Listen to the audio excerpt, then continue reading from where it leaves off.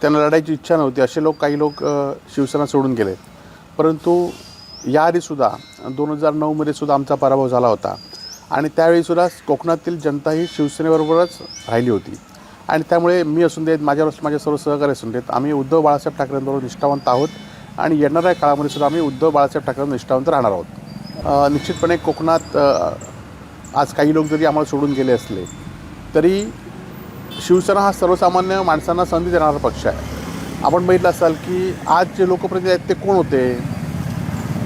सामंत, केसरकर, राणे हे त्यावेळी वेगवेगळ्या पक्षातून आलेले नेते आज पुन्हा एकदा दुसऱ्या पक्षात येऊन आज नेते बनलेले आहेत आणि शिवसेना हा सामान्य कुटुंबातल्या लोकांना नेते बनवतो आहे.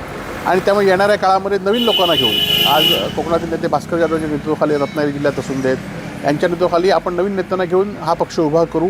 आणि निश्चितपणे उद्धवजींनीसुद्धा आता नेत्यांची बैठक लावली आहे. उद्धवजीसुद्धा कोकणाचा दौरा करणार आहेत आणि पुन्हा एकदा आम्ही नवीन उमेदीने काम या ठिकाणी निश्चित करून पुन्हा एकदा शिवसेनेला उभारी देण्याचा प्रयत्न आम्ही लोकांचे प्रश्न घेऊन लोकांसमोर जाणार आहोत. नाही, भास्कर जाधवांनी काय म्हटलं आहे की जे नाराज आहेत त्यांना आपण थांबवलं पाहिजे, ही भूमिका भास्कर जाधव काही स्वतःहून नाराज नाही आहेत.